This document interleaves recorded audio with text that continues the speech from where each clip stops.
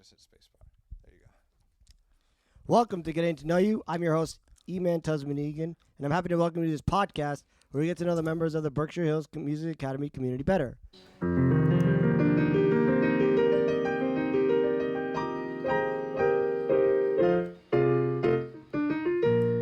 Our guest for today in this episode is Robbie, joining us from Berkshire Hills. Welcome to Getting to Know You, Robbie. I'm so glad to have the chance to interview you today. Thank you, Eman. It's truly a pleasure. First question. Where did you grow up? So, not many people know this, but I'm actually from Torrance, California, which is a county in Los Angeles. And depending on who you ask, the answers will differ, but the truth is I grew up in West Brookfield, Massachusetts, which is about 45 minutes that way. Where did you go to college and what did you major in? I went to Clark University. I almost went to Howard. My mom's family is a little upset with me that I did not, which is kind of funny. And I will tell you about that later maybe. But I went to Clark University in Worcester. I absolutely loved it. I was on their swimming and diving team for 4 years, which made me very happy. And I majored in music, but at Clark you do concentrations. And not to brag, but you're supposed to only do 2 concentrations, but because the music department was so horribly disorganized, no one told me, and so I ended up doing 3 instead, and so I majored in audio engineering. At Clark they call it computer music and technology, but audio, cello performance, and composition and theory, and I did honors for comp and audio. How did you get involved in BHMA? So, well, by working here. But Good answer. yeah, I had an interview towards the very last week of August / first week of September, and Adrian and Ben apparently thought the interview went well. Others would debate. I know I'm joking. And you can actually ask Marco how he thinks the interview was. Part of my interview was giving him a trial guitar lesson, and they offered me the job, and I took the job. I will say, the reason I took this job, though, is largely because of my father. He's a family practice doctor, and you have to do a month or a couple months or however long in each discipline of medicine while you're in medical school. And while he was working in pediatrics, he worked there over the winter, and all of the kids got sent home for Christmas except for the kids with like serious health issues who had to stay at the hospital. And a lot of those kids happened to be kids with intellectual disabilities or similar things to a lot of the people at the school. And obviously, he's a family practice doctor, so that's not his discipline. But he was like, he basically was like, you have to take this job. It will be important to you and meaningful, and it will be probably the most important job you've ever had, or will ever have. And I was like, Dad, what are you talking about?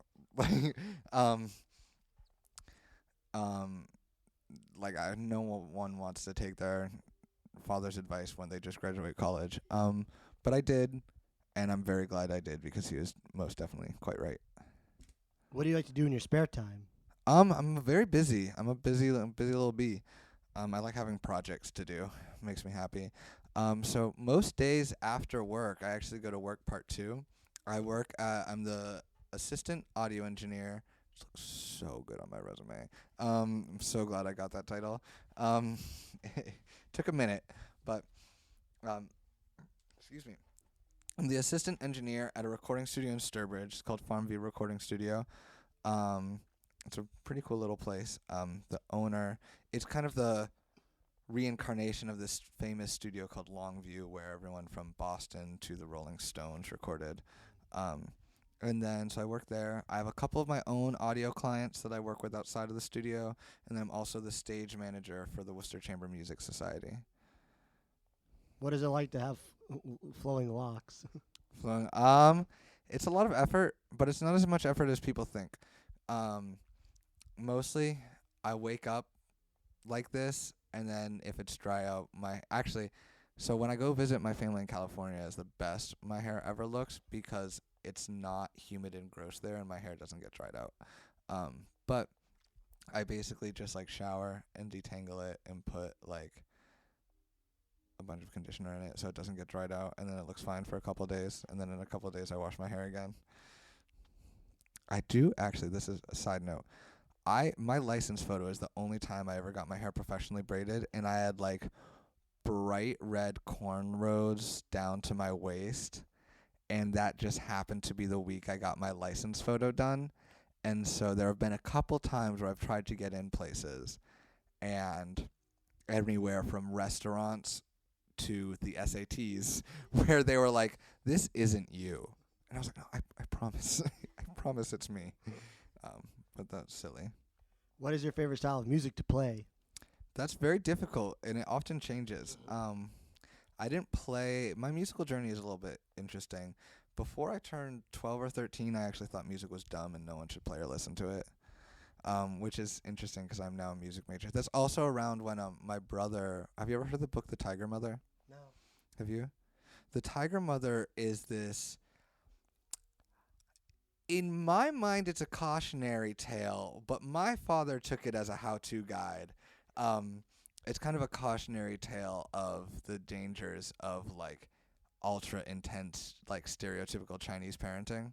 And so my dad read that book and was like, "All right, Ryan is my younger brother. Ryan, you're doing piano. Robert, you're taking Mandarin and doing swimming and gymnastics." And because I was 12, which means I was too old to learn music. I'm joking. My parents are very nice. They just had everyone has their little phases. Yeah, everyone's a parent for the first time. But so that happened, and because I was like, music is dumb. But then my brother was playing piano, and I was like, actually, this might be kind of cool. And then so I started playing guitar, and things happened. But so my favorite genre of music, I think, is probably blues or rock to play, just because the guitar is my first love. But the last 4 years, I've intensely studied classical music and a touch of jazz, but mostly classical music. And I've developed a deep, deep love for it. Although it's not my favorite, and although it's not the most fun to play sometimes, it is definitely the most like emotionally and emotionally enriching to play. That leads me to my next question. How long have you been playing the guitar? So I've been playing the guitar. This isn't 100% truthful. I started when I was 12 or 13, and I'm 22 now, so like almost 10 years. But I did not play seriously in college because I made the historians will debate whether or not this was a good decision of my part. But I got to college, decided I didn't want to major in history, decided my plan was to major in history, minor in music, and I was like, wow, history may actually be a less hireable career. And then so I was like, I'm just going to major in music all the way. So I did that, and then I made the really, really sound choice of majoring in an instrument I've never played before. Because I was like, what do you offer? And they're like, well, we do offer guitar, but the guitar program at Clark really is not very robust. There's not a lot of support behind it. The guitar teacher is a fantastic man, but there's not like, it's a very staunchly classical school, because the director is a very staunchly classical man, and he's great at what he does, but he's classical music, right? So there wasn't much room for guitar, and I was like, well, geez, I don't play a classical instrument. And then so I was like, you know what? I'll major in cello. And then so over the winter break where I had mono, so I wasn't with the swim team training, I decided I tried to teach myself the cello enough such that I could get into my college program. Didn't 100% make it there, but they did.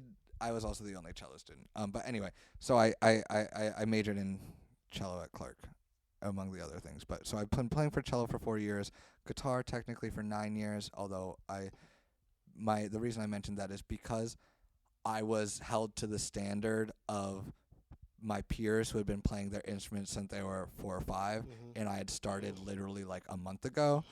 I had to do a lot of practicing, which meant the guitar did not get quite as much love. What is your guitar to play, electric or acoustic? It's kind of both.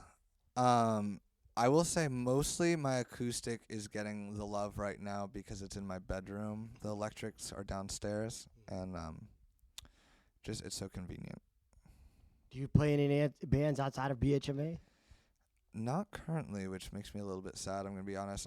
Despite everything about my personality, I've never had like a band of my own. I have played a couple concerts with bands, but those were mostly groups that I put together in like a week or two and was like, hey guys, there were a couple times where like I've seen a gig I really wanted to play and I was like, hey, can my band play there? I did not have a band. I just really wanted to play the show, and then like begged my friends to help me out, which is mixed reviews, but I would call them all successes. I was in my college's ensembles. I formed and was a part of a classical chamber music group that was really fun. I was in the choir. Little brag. The choir, we got to sing Verdi's Requiem at Carnegie Hall, which was like one of the most special moments of my life. Good piece. Yeah, they're going to Paris again this summer, but I don't want to drive from work to rehearsal in Worcester every Wednesday. But anywho, and I was also in there, I got to play an orchestra and stuff, which was really very cool. How long have you been working at BHMA? Literally, I think like 6 or 7 weeks. Enough for 2 pay periods. How many instruments do you play altogether? When I was in high school and awful to be around, I used to say like 7 because that is technically true. But since going to college and realizing that human beings have standards, I say 2.5. Because I play guitar and cello, and I'm comfortable performing those, and I can get by on piano a little bit depending on what it is. If it's like I can play jazz standards, and I can improvise on piano, and I can sight read. Like if it's simple jazz, I can work my way through it. It's not beautiful, but I can play the chords in a melody and it's fine. But technically, I played saxophone in high school, play mandolin and bass and drums and all of these other things. And like when you add that up, it's like, oh my gosh, yeah, I play like 6 or 7 instruments. And I was like, right, you can, but like, could you perform well on those? And the answer is no. And so I don't say that anymore because it makes me sound like a jerk and no one wants to hang out with me. I gotta ask, who's your favorite saxophone player? Saxophone player. My favorite saxophone player this is a bit of a basic answer, but also a bit out there. My currently favorite saxophone player is Kamasi Washington. Never heard of him. He's very, very good. Although I don't think he is technically the best saxophonist. I think he's really more one of my favorite modern composers that happens to play saxophone. But so that's my answer. I'd probably say John Coltrane. Very good JC's answer. my favorite. Hard not. What is it like managing the capabilities? I really enjoy it. I'm gonna be honest. The job description for this job was not accurate. Like, don't show this to Ben and Adrian. We won't. It's not. Does this get posted anywhere? Yes, it does. No. It goes on the internet. Well, So Ben and Adrian might watch it. I might have to. We edit things out. No, I'm joking. It's fine.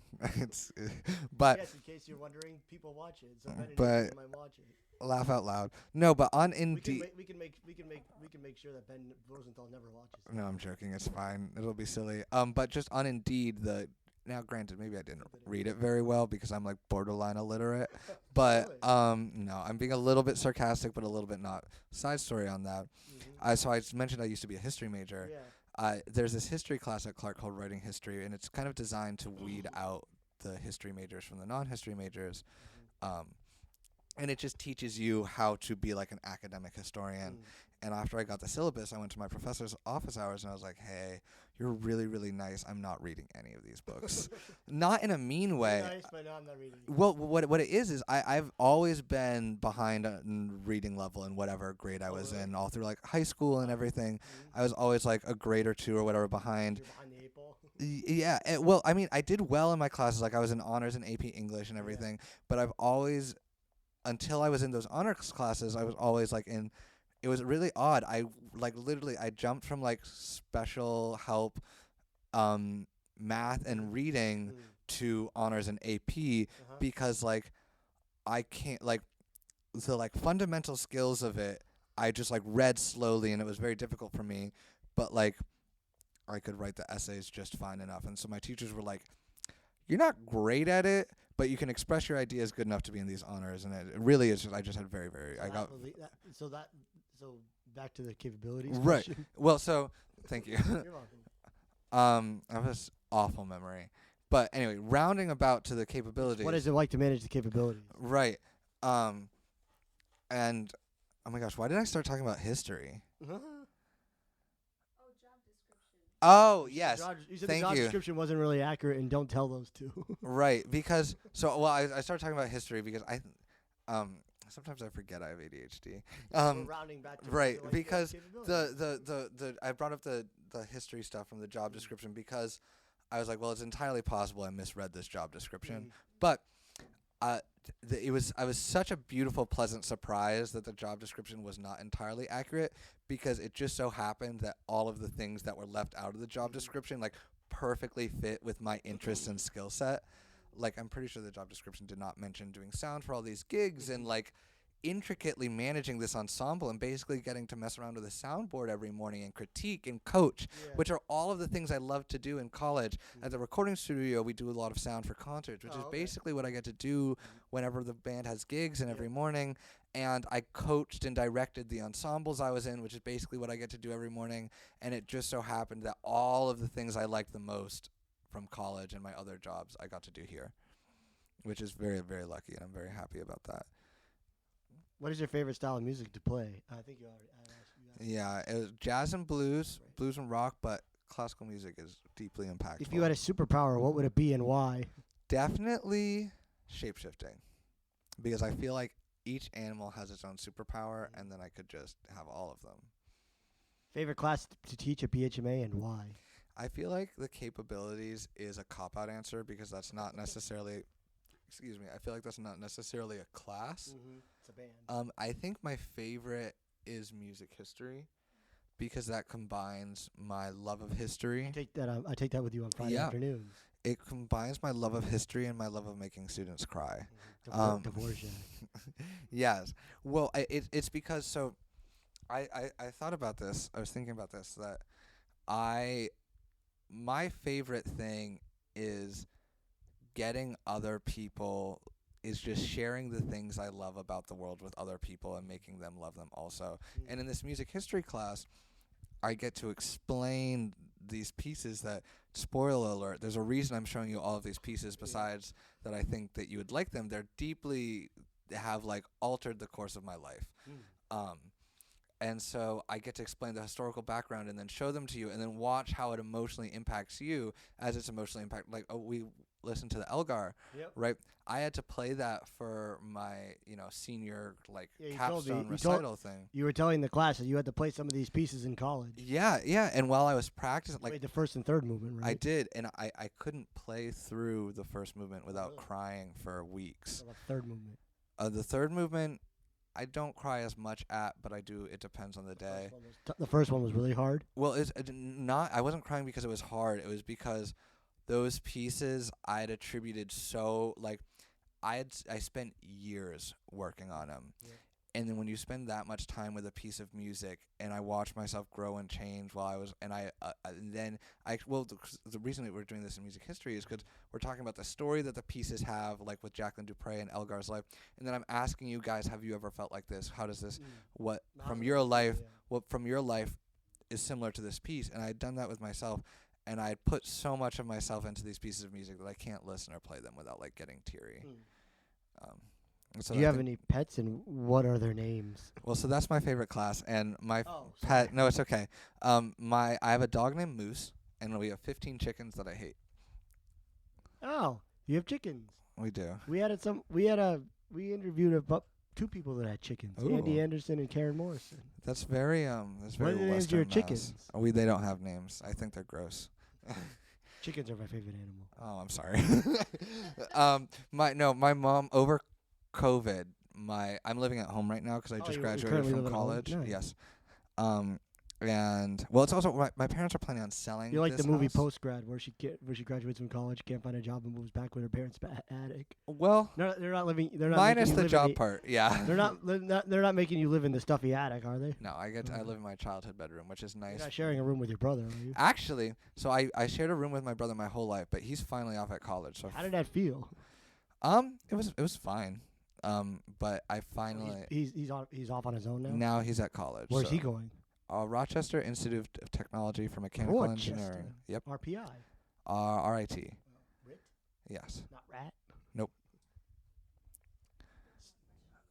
So as a college person, as a musician, if you could play with any musician, dead or alive, who would it be and why? It's a very difficult question. Can I? Ask it if it could be if you could play with any classical person, dead or alive. Well, could Who I would it be? choose a musician to play with and a composer to like discuss? Yeah, the with? question is, if you could play with any musician, dead or alive, who would it be and why? And so everybody has tough answers.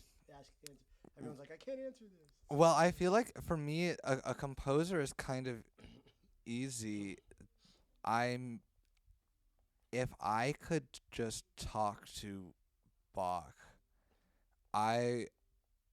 Bach has had a deep impact on my life, and it's honestly, I'm gonna be honest, like I've started like semi-debating going to church because of Bach's music. Like I'm not a religious person, but I've started to kind of become spiritual, I think is probably a better word, because of the music of Bach and how like deep and how much there is to study in it.